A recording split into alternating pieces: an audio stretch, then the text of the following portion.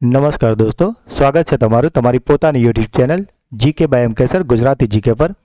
આજે આપણા વિડીયોમાં 2 જાન્યુઆરી 2026ના 15 મોસ્ટ આઈએમપી ટોપિકને ડિટેલમાં કવર કરીશું, એ પણ ખૂબ જ ઝડપથી, જે તમારી તમામ સરકારી સ્પર્ધાત્મક પરીક્ષાઓ જેવી કે પોલીસ, તલાટી, clerk, banking, STI, DYSO, TET TAT જેવી જીપીએસસી અને ગૌણ સેવાની તમામ સ્પર્ધાત્મક પરીક્ષામાં આ ચેનલ તમને ખૂબ જ ઉપયોગી થશે। તો મિત્રો, હજુ સુધી જો ચેનલને સબસ્ક્રાઇબ ના કરી હોય તો પ્લીઝ જલ્દીથી કરી લો। તો ચલો સ્ટાર્ટ કરીએ છીએ વિડીયો। સૌથી પહેલાં ગઈકાલના 15 પ્રશ્નોનું ફટાફટથી એક રિવિઝન કરી લઈએ।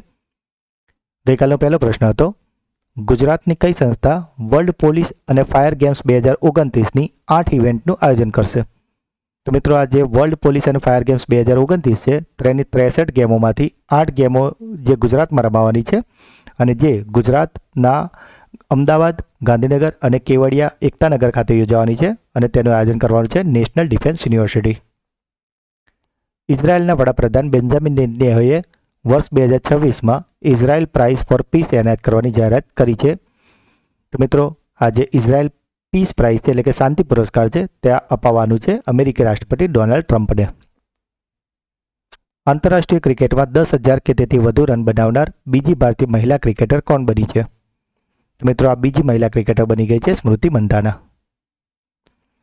કયા દેશના ભૂતપૂર્વ વડાપ્રધાન બેગમ ખાલિદા જિયાનું 80 વર્ષની વયે અવસાન થયું છે? તો મિત્રો, આજે બેગમ ખાલિદા જિયા હતા તે પૂર્વ વડાપ્રધાન હતા બાંગ્લાદેશના। કયા રાજ્યના પારાદીપને મુખ્ય હાઇડ્રોજન હબ તરીકે વિકસાવવાની જાહેરાત કરવામાં આવી છે? તો મિત્રો, આજે ગ્રીન હાઇડ્રોજન હબ બનવાનું છે તે છે ઓડિશામાં। દુર્લભ પૃથ્વી તત્વોના વૈશ્વિક ભંડારની દ્રષ્ટિએ ભારતનું સ્થાન કયું છે? તો મિત્રો, આજે દુર્લભ પૃથ્વી તત્વ એટલે કે રેર અર્થ એલિમેન્ટ છે તેમાં ભારતનું સ્થાન છે 3જું। હિમાચલ પ્રદેશ સરકારે કઈ પહેલ હેઠળ ઔદ્યોગિક અને ઔષધીય ગાંજાની નિયંત્રિત ખેતીને કાનૂની મંજૂરી આપી છે? તો મિત્રો, આજે પહેલ છે જેને હેઠળ ગાંજાની નિયંત્રિત ખેતીને મંજૂરી અપાઈ છે તે છે ગ્રીન ટુ ગોલ્ડ ઇનિશિયેટિવ એટલે કે ગ્રીન ટુ ગોલ્ડ પહેલ। કયા દેશે તાજેતરમાં તેની હાઈસ્પીડ ફ્લાઇંગ ટ્રેનના ટ્રાયલ દરમિયાન સુપર કન્ડક્ટિવ મેગવેલ ટેકનોલોજીનો નવો વિશ્વ રેકોર્ડ બનાવ્યો છે? તો મિત્રો, આજે હાઈસ્પીડ ફ્લાઇંગ ટ્રેન છે તે છે ચીનની કે જેને ટ્રાયલમાં 700 કિલોમીટર પ્રતિ કલાકની સ્પીડ નોંધાવી છે। તાજેતરમાં કોને global life time achievement award એનાયત કરવામાં આવ્યો છે? મિત્રો, આ એવોર્ડ અપાયો છે સર્બિયન સ્ટાર નોવોક જોકોવિચને। તાજેતરમાં ચર્ચિત પરંપરાગત રમત ચોકને ક્રિચના, જેને ફ્લાવર લેડી તરીકે ઓળખવામાં આવે છે, તે કયા રાજ્યની છે? તો મિત્રો, આ જે ફ્લાવર લેડી છે તે છે મણિપુરની। તાજેતરમાં કેન્દ્રીય મંત્રી કિરણ રિજ્જુએ કયા રાજ્યના મુંડગોળમાં યોજાયેલી બૌદ્ધ પરિષદને સંબોધિત કરી હતી? તો મિત્રો, આજે બૌદ્ધ પરિષદ છે તે યોજાઈ હતી કર્ણાટક ખાતે। પિનાકા લાંબા અંતરના ગાઇડેડ રોકેટનું પ્રથમ સફળ પરીક્ષણ તાજેતરમાં ક્યાં પૂર્ણ થયું છે? તો મિત્રો, આ પરીક્ષણ કરાયું છે ઓડિશાના ચાંદીપુર ખાતે। નવી દિલ્હીમાં યોજાયેલી 68મી નેશનલ શૂટિંગ ચેમ્પિયનશિપની મહિલા ટ્રેપ ઇવેન્ટમાં કોણે ગોલ્ડ મેડલ જીત્યો છે? તો મિત્રો, આમાં મહિલા જે છે જેણે ગોલ્ડ મેડલ જીત્યો છે તેમનું નામ છે નીરુ ઢંડા। તાજેતરમાં કયા રાજ્યમાં પ્રખ્યાત સબરીમાલા શ્રી ધર્મ સંસ્થા મંદિર ખાતે મંડળ પૂજાનું આયોજન કરવામાં આવ્યું છે? તો મિત્રો, તમે જાણો છો કે સબરીમાલા નામનું પ્રસિદ્ધ મંદિર આવેલું છે કેરળમાં અને ત્યાં જ અત્યારે આ મંડળ પૂજાનું આયોજન કરવામાં આવ્યું છે। તાજેતરમાં બહાર પાડવામાં આવેલા અહેવાલ મુજબ વર્ષ 2025માં ભારતની વસ્તીમાં કેટલા ટકાની વધારો નોંધાયો છે? તો મિત્રો, વાઘોની વસ્તીમાં 2022થી 2025ની સરખામણીમાં 8% વધારો નોંધાયો છે।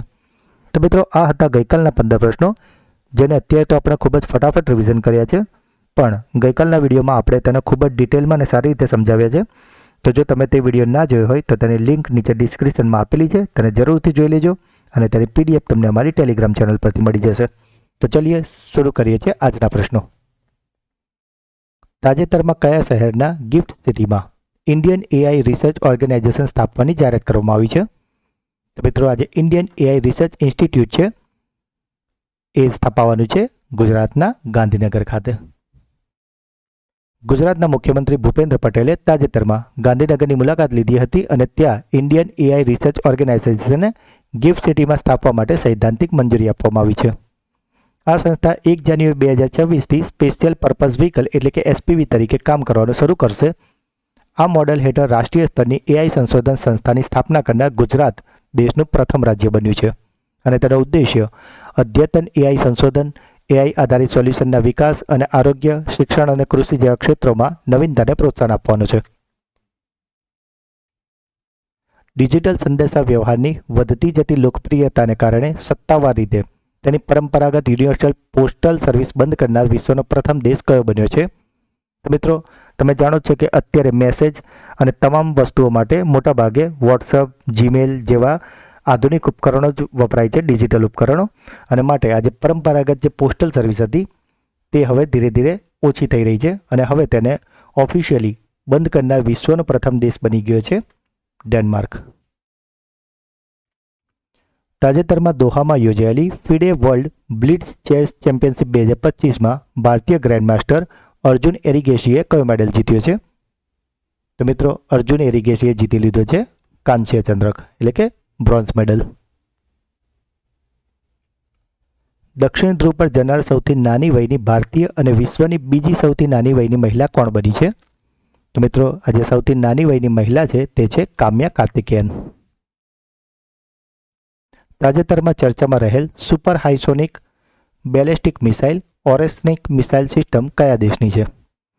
મિત્રો, આજે ઓરેસ્નિક મિસાઇલ સિસ્ટમ છે તે છે રૂસ એટલે કે રશિયાની. 18 જાન્યુઆરી 2026ના રોજ યોજાનારી ટાટા મુંબઈ મેરેથોનની 21મી આવૃત્તિ માટે આંતરરાષ્ટ્રીય ઇવેન્ટ એમ્બેસેડર તરીકે કોનું નામ આપવામાં આવ્યું છે? તો મિત્રો, ટાટા મુંબઈ મેરેથોનના બ્રાન્ડ એમ્બેસેડર બન્યા છે Andre De Grasse. Andre De ગ્રાસની વાત કરીએ તો તેઓ કેનેડાના જાણીતા દોડવીર છે જેણે ઓલિમ્પિકમાં ગોલ્ડ સહિત કુલ 7 મેડલ જીત્યા છે. ટાટા મુંબઈ મેરેથોનની 21મી આવૃત્તિ 18 જાન્યુઆરી 2026ના રોજ યોજાવાની છે. ભારતીય નૌકાદળનું સ્વદેશી બનાવટનું સ્ટીચ સેઇલિંગ શિપ તેની પ્રથમ દરિયાઈ સફર માટે કયા દેશ તરફ રવાના થયું છે? તો મિત્રો, આજે પ્રથમ સ્ટીચ એટલે કે સિલેલું જે જહાજ છે તે 29 ડિસેમ્બર 2025ના રોજ ગુજરાતના પોરબંદરથી મસ્કત જવાના રવાના થયું છે જે છે ઓમાનમાં. કયા દેશે આર્થિક સહકાર અને વેપાર કરાર હેઠળ 1 જાન્યુઆરી 2026થી તમામ ભારતીય નિકાસ ઉત્પાદનો પરની કસ્ટમ ડ્યુટી સંપૂર્ણપણે નાબૂદ કરી છે? તો મિત્રો, આજે સંપૂર્ણ જે ટેક્સ ડ્યુટી ફ્રી કરી દીધી છે તે દેશ છે ઓસ્ટ્રેલિયા. ભારત અને કયા દેશ વચ્ચે સંયુક્ત લશ્કરી કવાયત ડેઝર્ટ સાયક્લોનની બીજી આવૃત્તિ તાજેતરમાં સમાપ્ત થઈ છે? તો મિત્રો, આજે ડેઝર્ટ સાયક્લોન છે તે થાય છે ભારત અને સંયુક્ત આરબ અમીરાત સાથે. કયા દેશે તેની સરહદોની સુરક્ષા માટે $2.2 અબજ multi layered anti drone wall બનાવવાની જાહેરાત કરી છે? તો મિત્રો, આજે multi layered anti drone wall છે કે જે બહારી ડ્રોનના હુમલાથી રક્ષણ આપશે અને તેવું બનાવ્યું છે પોલેન્ડે. તાજેતરમાં directorate general of civil aviation દ્વારા સ્વદેશી ઉત્પાદન અને ડિઝાઇન માટે પ્રમાણપત્ર મેળવનાર પ્રથમ એરો એન્જિન કઈ કંપનીનું છે? તો મિત્રો, આજે એન્જિન છે તેને બનાવ્યું છે HAL એટલે કે હિન્દુસ્તાન એરોનોટિક્સ લિમિટેડ. તાજેતરમાં મહિલા T20 આંતરરાષ્ટ્રીય ક્રિકેટમાં સૌથી વધુ વિકેટ લેનાર ખેલાડી કોણ બન્યા છે? તો મિત્રો, મહિલા T20 આંતરરાષ્ટ્રીય ક્રિકેટમાં સૌથી વધુ વિકેટ લેનાર ખેલાડી છે દીપ્તિ શર્મા. તાજેતરમાં દિલ્હી સરકારે કોના સહયોગથી AI આધારિત ઇન્ટિગ્રેટેડ ફરિયાદ નિવારણ સિસ્ટમ શરૂ કરવાની જાહેરાત કરી છે? મિત્રો, આજે ફરિયાદ નિવારણ જે સિસ્ટમ છે તેને દિલ્હી સરકારે શરૂ કરી છે IIT કાનપુરના સહયોગથી. કેન્દ્રીય નાગરિક ઉડ્ડયન પ્રધાન કે રામમોહન નાયડુએ તાજેતરમાં બેંગલુરુમાં કયા સ્વદેશી હેલિકોપ્ટરના સિવિલ વર્ઝનની ઉદ્ઘાટન ફ્લાઇટને લીલી ઝંડી આપી છે? તો મિત્રો, આજે ઉડ્ડયન પ્રધાને જેમને લીલી ઝંડી આપી છે તે હેલિકોપ્ટરનું નામ છે ધ્રુવ NG. ભારતે કયા દેશને પાછળ છોડીને વિશ્વની ચોથી સૌથી મોટી અર્થવ્યવસ્થા બની ગયું છે?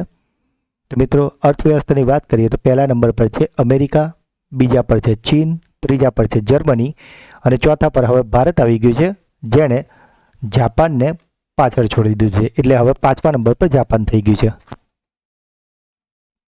તો મિત્રો આ હતા આજના 15 મોસ્ટ એમપી ટોપિક. હવે સમય છે તમારી બ્રેન બૂસ્ટર ટેસ્ટનો, જેના જવાબો તમારે કોમેન્ટમાં લખવાના છે. તાજેતરમાં કયા શહેરના ગિફ્ટ સિટીમાં ઇન્ડિયન એઆઈ રિસર્ચ ઓર્ગેનાઇઝેશન સ્થાપવાની જાહેરાત કરવામાં આવી છે? દક્ષિણ ધ્રુવ પર જનાર સૌથી નાની વયની ભારતીય અને વિશ્વની સૌથી નાની વયની મહિલા કોણ બની છે? તાજેતરમાં મહિલા T20 આંતરરાષ્ટ્રીય ક્રિકેટમાં સૌથી વધુ વિકેટ લેનાર ખેલાડી કોણ બન્યા છે? તો મિત્રો ત્રણેય પ્રશ્નોના જવાબ તમારે કોમેન્ટમાં લખવાના છે. આ વિડીયોની PDF તમને અમારી ટેલિગ્રામ ચેનલ પરથી મળી જશે. અને જો તમે આ ચેનલના વિડીયોને દરરોજ ફોલો કરો છો તો તમારી તમામ સરકારી સ્પર્ધાત્મક પરીક્ષામાં આ ચેનલ તમને ખૂબ જ ફાયદો અપાવશે. તમારે ફક્ત એક જ આદત પાડવાની છે કે રોજ સવારે ઉઠીને આ ચેનલનો વિડીયો જોઈ લેવાનો છે પૂરા ધ્યાનથી. તો તમને કરંટ અફેર્સ બાબતે બીજું કંઈ જ જોવું નહીં પડે અને કરંટ અફેર્સમાં તમારો એક પણ માર્ક્સ નહીં જ કપાય. તો જો મિત્રો આપને વિડીયો ગમ્યો હોય તો તેને લાઇક કરો. જે પણ પ્રશ્નો પૂછવામાં આવે છે કે તમારે જો કોઈ ડાઉટ છે તો તેને કોમેન્ટ કરો. વિડીયોને વધારેમાં વધારે તમારો વોટ્સએપ, ટેલિગ્રામ અને મિત્રોમાં શેર કરો. જો હજુ સુધી ચેનલને સબસ્ક્રાઈબ ના કરી હોય તો અત્યારે જ કરી લેજો.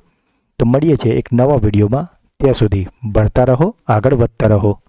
જય હિન્દ, જય ભારત, જય ગુજરાત.